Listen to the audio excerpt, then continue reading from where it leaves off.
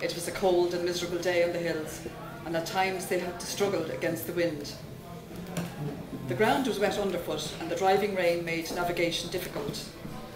A decision was taken to eat their lunch early and beat a hasty retreat to the cottage to dry out and love the chat, the banter, and even the physical exertion. It was always a great experience, and the effort was generally rewarded with great views, though not today. There were a few cottages in this valley.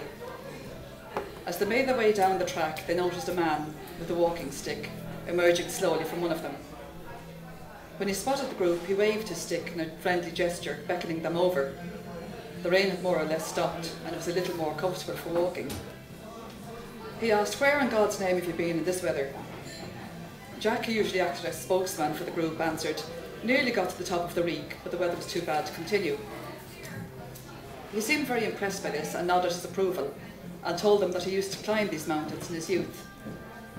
It was obvious from his demeanour that he was suffering from Parkinson's or some similar disorder.